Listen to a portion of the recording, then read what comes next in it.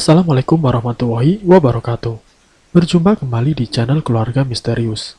Semoga kita dan kalian semua masih tetap dalam lindungan Allah Subhanahu wa taala. Diberikan kesehatan, dilancarkan rezekinya dan dimudahkan dalam segala urusan apapun. Amin amin ya rabbal alamin. Pada kesempatan kali ini, saya akan membawakan kisah misteri yang berjudul Ibuku menjadi tumbal iblis penglaris toko sembako. Seperti apa kisahnya? Tak perlu lama-lama. Mari kita masuk ke dalam ceritanya. Kali ini saya ingin menceritakan kisah penyesalan seorang anak yang awalnya dia tidak tahu menahu tentang apa yang sebenarnya ia lakukan. Sebut saja nama anak ini adalah Ali. Ali tidak tahu menahu tentang penglaris atau hal apapun yang dia ikhtiarkan di salah satu tempat yang disarankan oleh temannya. Dari toko sembako yang dia jalani dengan istrinya dengan bantuan orang pintar ini ternyata berdampak pada keluarganya sendiri, yang membuat Ali sangat menyesali perbuatannya. Karena dia selama hampir 2 tahun dalam keadaan sakit-sakitan. Awal ceritanya Ali sebagai anak sematawayang yang dilahirkan oleh seorang ibu yang keseharian bekerja sebagai penjual roti keliling. Ali yang dibesarkan dari keluarga yang sangat sederhana. Ali berusaha untuk mencukupi kebutuhan ibunya dengan bekerja sebagai buruh pabrik. Dia bekerja sebagai buruh pabrik dari usia dia masih sekolah menengah pertama. Waktu itu dia tidak bisa melanjutkan ke sekolah menengah atas dikarenakan sedari kecil Ali hidupnya sudah sangat pas-pasan, yang sudah ditinggalkan oleh ayahnya. Ali hanya dibesarkan oleh ibunya yang berjualan roti untuk mencukupi segala kebutuhan Ali. Ali bekerja di pabrik sampai hampir usianya 35 tahun. Dan waktu itu di tempat pekerjanya Ali sedang ada pengurangan karyawan, yang salah satunya Ali harus diberhentikan. Namun dia diberikan pilihan antara ikut bekerja di pabrik yang lain atau memilih pesangon dari pabrik tersebut. Ali pun memilih pesangon itu yang digunakan untuk mengelola kios sembako yang dilakukan oleh istrinya. Selama hampir setengah tahun, Ali tidak mendapatkan keberuntungan dari usahanya itu, yang membuat ibunya yang setiap hari masih saja berjualan roti keliling dari satu desa ke desa yang lain. Dalam usianya yang sudah rentang, orang tuanya mengingatkan kepada Ali agar Ali membuka usaha yang lain yang kira-kira bisa mencukupi kebutuhan Ali, istrinya, dan juga anak-anaknya. Namun Ali masih bersikukuh dengan usaha yang menggunakan uang pesangon yang hampir habis. Waktu itu ada salah satu temannya, sebut saja namanya Anom. Anom ini menyarankan kepada Ali agar dirinya mencoba ikhtiar ke salah satu orang pintar. Apa salahnya coba? Kan biar usahamu berkembang. Kamu berusaha hampir selama 6 bulan dengan usaha sembako ini yang tidak bisa mendapatkan keuntungan lebih, hanya bisa putar balik modal saja. Sementara semakin lama uang pesangonmu akan habis juga kalau kamu seperti ini terus. Singkat ceritanya, setelah mendapatkan saran dari Anom, Ali akhirnya mengikuti saran temannya. Mereka berdua datang ke salah satu orang pintar untuk meminta bantuan agar usaha sembakonya Ali bisa laris manis, bisa seperti toko sembako yang lainnya. Karena memang di satu tempat tinggalnya Ali ada beberapa kios sembako yang sudah lama berdiri, dan mereka semua memang sudah dikenal di masyarakat di tempat Ali tinggal, yang membuat Ali susah untuk berkembang. toko sembako yang lain dengan harga yang tidak sebanding dengan Ali yang membuat Ali semakin sulit untuk bersaing dengan kios yang lain. Dengan modal dan hasil yang pas-pasan membuat Ali tidak bisa bergerak untuk lebih banyak lagi, lebih berkembang lagi. Singkat ceritanya, setelah Ali dan Anom datang ke orang pintar, usahanya Ali masih bertahan. Namun dari satu minggu ke minggu yang lain itu mulai ada pergerakan yang mulai terasa. Tetangga sekitar mulai berdatangan untuk membeli kebutuhan sehari-harinya di toko sembakonya Ali. Orang tuanya Ali yang sudah rentah karena melihat repotnya istrinya Ali melayani pembeli. Ibunya Ali ingin membantu melayani pembeli. Tapi waktu itu Ali menyuruh ibunya itu agar tidak usah membantu istrinya. "Sudah Bu, biarkan istri saya saja. Ibu itu istirahat saja." Tapi sebagai seorang ibu melihat menantunya kerepotan, pasti ada rasa ingin membantu. Sementara Ali yang setiap pagi sampai sore harus bolak-balik ke pasar untuk bekerja dan belanja, ibunya sangat tidak tega melihatnya. Setelah hampir kurang lebih setengah tahun dari kepulangan ke orang pintar, toko sembakonya ini benar-benar berkembang, membuat perekonomian Ali semakin baik dan bisa bersaing dengan toko sembako yang lain. Dengan pendapatan yang sudah membaik, Ali rencananya mau buat kios sembako yang kiranya bisa lebih besar lagi. Karena waktu itu toko sembakonya Ali masih gabung dengan rumahnya. Dengan hasil pendapatan selama setengah tahun, Ali membangun kios sembako di halaman rumahnya. Setelah pembangunan itu, toko sembakonya yang semakin besar, sementara Ali yang setiap bulan sekali melakukan ritual di tempat orang pintar. Dan Ali tidak tahu menahu kalau ternyata ritual-ritual yang dilakukannya itu membuat petaka untuk keluarganya. Setelah 1 tahun lebih, Ali baru merasakan hal yang aneh. Kejadian pertama, Ali memimpikan tentang orang tuanya, yaitu ibu kandungnya yang berteriak-teriak meminta tolong. "Ali, jangan tinggalkan ibu. Jangan tinggalkan ibu, nak. Tolong, nak. Tolong ibu." Mimpi itu awalnya tidak membuat Ali khawatir karena tidak ada keanehan yang terjadi kepada ibunya. Ibunya yang masih sehat-sehat saja, ibunya yang masih bisa beraktivitas seperti biasanya. Cuma ibunya Ali yang kesehariannya sebagai penjual roti keliling di kampung sekarang sudah ada di rumah saja. Lebih banyak istirahat dan hanya sekedar membantu istrinya berjualan di kios sembako. Beberapa mimpi termasuk mimpi yang tadi dan Ali mengalami mimpi yang kedua. Ali melihat ibunya seperti berjalan meninggalkan Ali. Sementara kondisi Ali yang hendak mengejarnya, ada sosok yang menghalangi dengan tubuh besar dan hitam yang membawa sebuah kapak besar.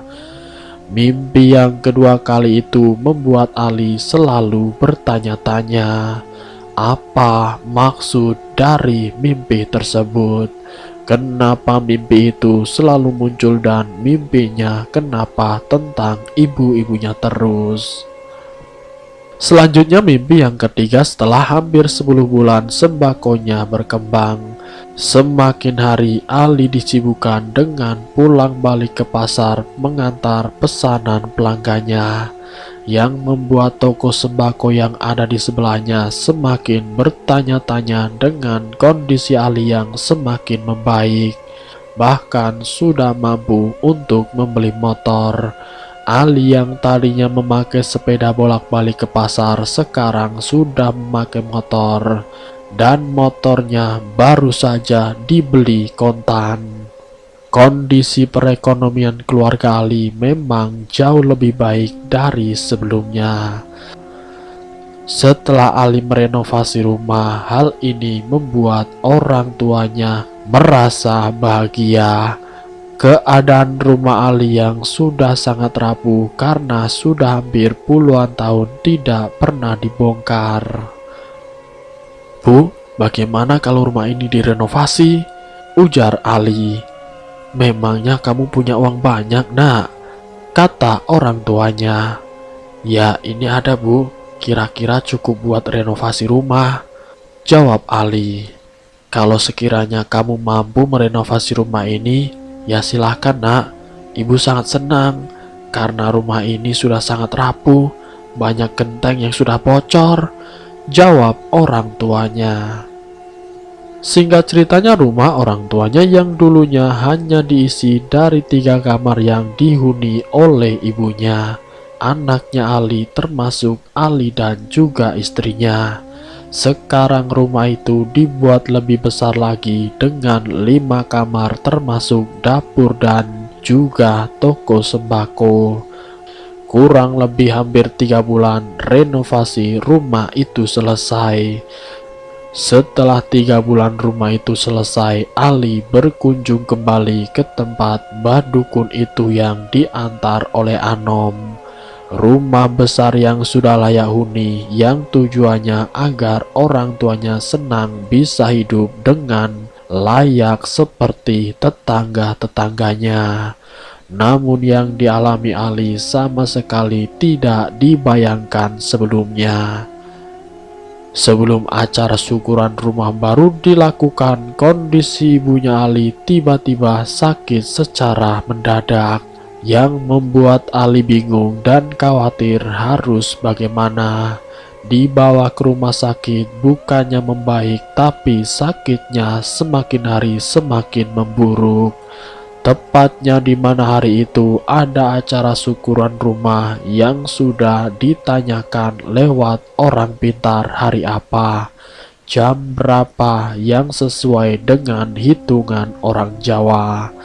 Tapi sebelum orang tuanya menikmati acara syukuran yang waktu itu hari Jumat, kejadian yang tidak disangka-sangka oleh Ali pun terjadi. Orang tuanya Ali, yaitu ibu kandungnya, meninggal dunia di rumah sakit. Waktu itu Ali benar-benar kecewa, sedih, campur aduk menjadi satu. Salah satu tujuan utamanya ingin membahagiakan orang tuanya, tapi kenyataan yang dihadapi oleh Ali, istrinya dan juga anak-anaknya tidak sesuai dengan apa yang diharapkan. Niat untuk membahagiakan orang tuanya semuanya pupus, hancur lebur.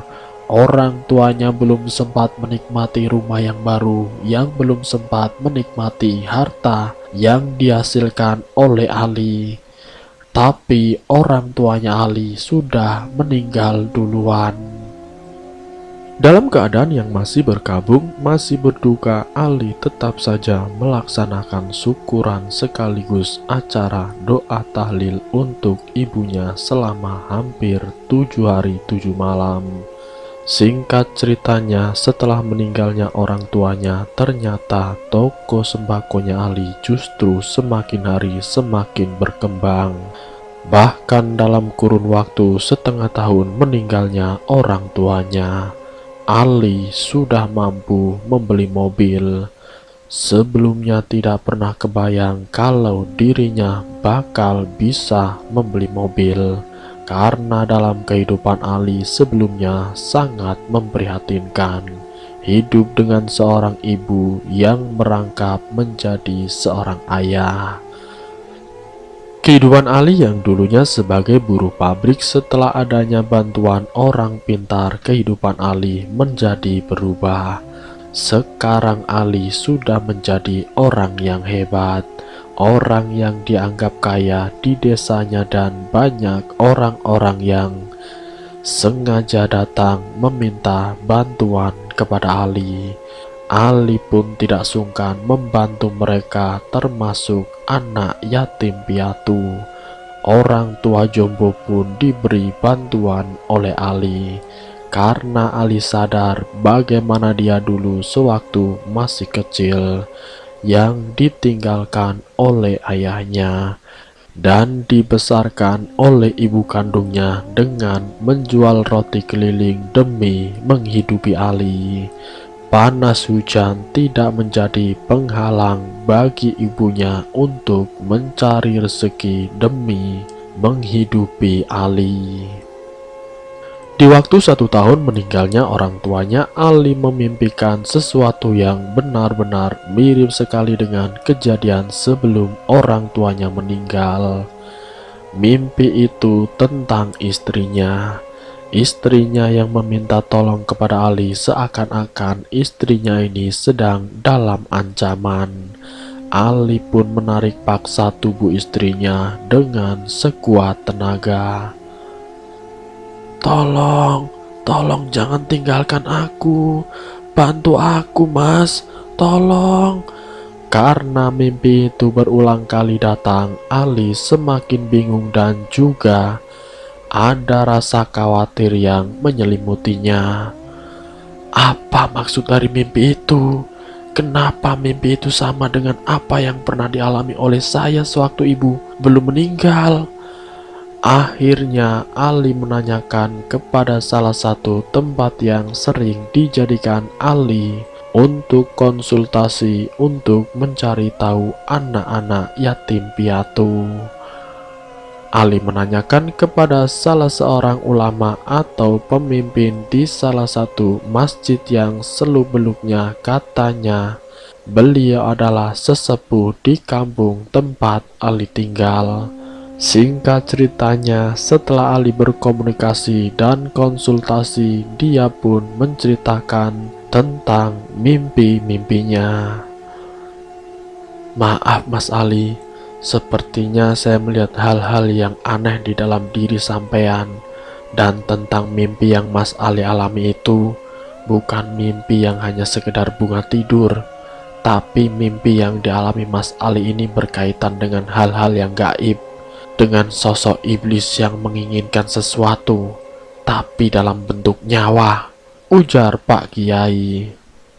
"Maksudnya, kenapa harus berurusan dengan nyawa?"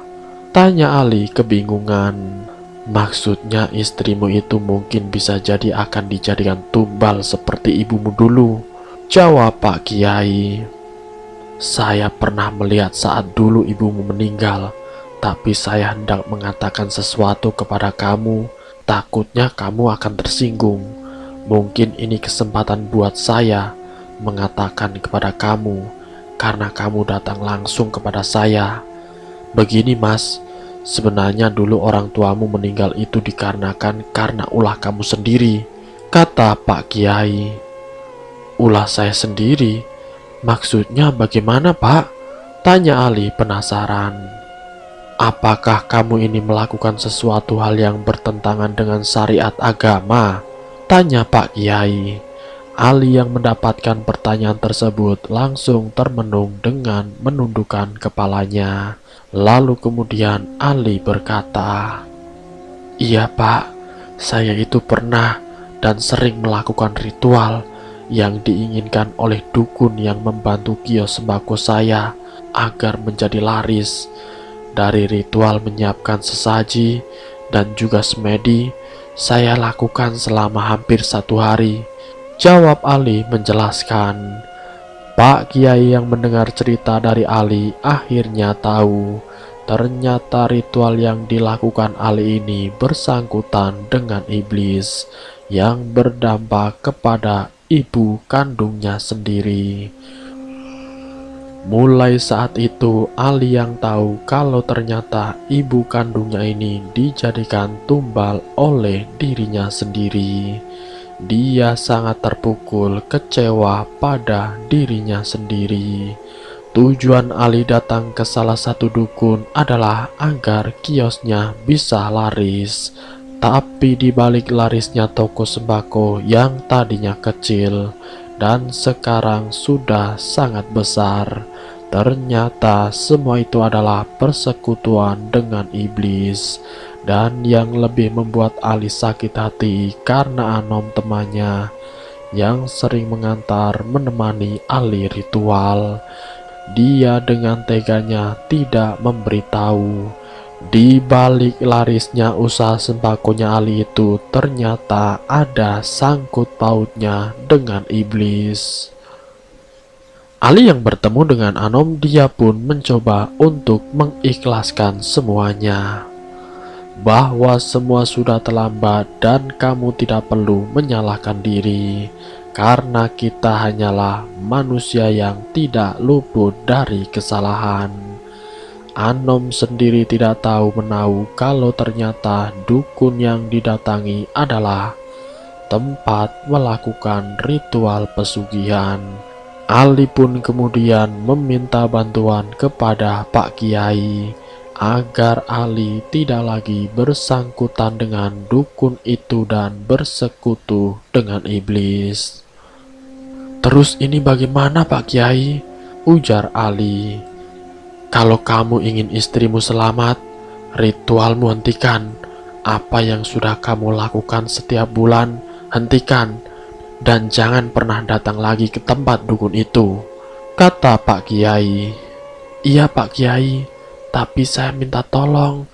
Jangan sampai istriku menjadi seperti ibuku yang sudah terlanjur meninggal. Ampuni aku Pak Kiai," kata Ali memelas. "Meminta ampunlah kepada Allah Subhanahu wa Ta'ala, Mas, dan lakukanlah sholat tobat," jawab Pak Kiai. Semenjak saat itu, Ali yang tahu siapa sebenarnya dalang dibalik meninggalnya ibunya.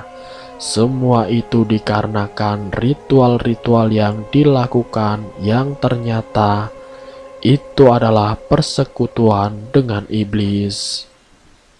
Mulai saat itu juga Ali pun sudah tidak lagi melakukan ritual. Tapi dampak dari Ali yang tidak melakukan ritual di awal bulan, istrinya selamat lewat bantuan dari Pak Kiai. Namun tetapi tidak dengan Ali. Ali merasakan dampaknya selama 3 bulan. Ali harus merasakan bagaimana sakit yang terus-menerus tidak kunjung membaik. Sudah bolak-balik ke rumah sakit, sudah 5 rumah sakit Ali datangi untuk menyembuhkan dirinya.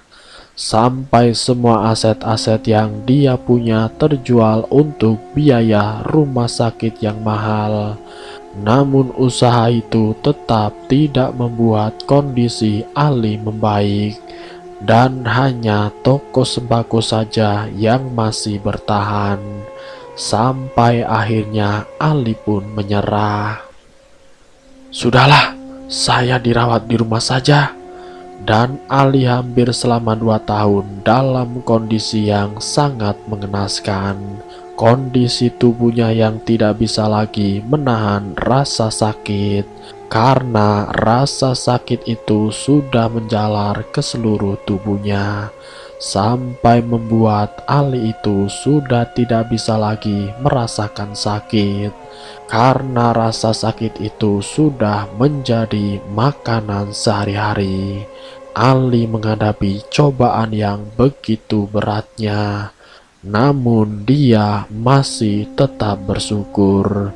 Dia memilih untuk sakit seperti ini, disiksa di dunia ini daripada harus mengalami siksaan di akhirat.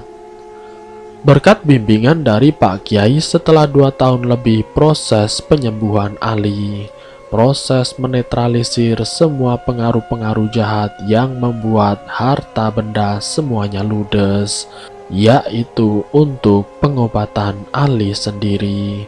Tapi setidaknya Ali bersyukur dengan diberi kesempatan hidup. Dengan diberi kesempatan hidup, dia merasakan sakit selama bertahun-tahun yang rasa sakitnya sudah menjadi hal biasa untuk Ali. Ali sangat bersyukur, alhamdulillah masih bisa hidup dengan istri dan juga ketiga anaknya.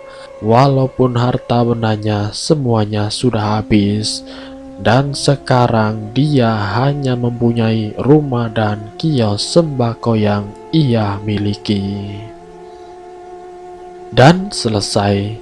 Semoga dari cerita Ali ini bisa memberikan wawasan dan pengetahuan untuk kita semua, bahwa cara melepaskan ikatan dengan iblis itu tidaklah mudah, tidak segampang membalikan telapak tangan.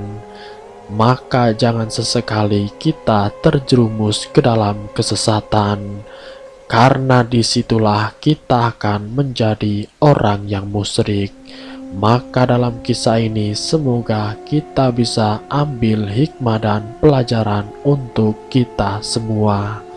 Ingat dan ingat, kesenangan di dunia hanya bersifat sementara, dan kesalahan yang diperbuat apalagi dengan bersekutu dengan iblis, menyekutukan Sang Pencipta, hukumannya akan sangat besar di akhirat kelak. Ambil sisi positifnya dan buang jauh-jauh sisi negatifnya. Terima kasih yang sudah mampir di channel ini. Jika kalian tertarik dengan video kami, silakan tekan tombol like, share, dan komen. Tekan subscribe untuk mengikuti video-video kami yang selanjutnya. Wassalamualaikum warahmatullahi wabarakatuh.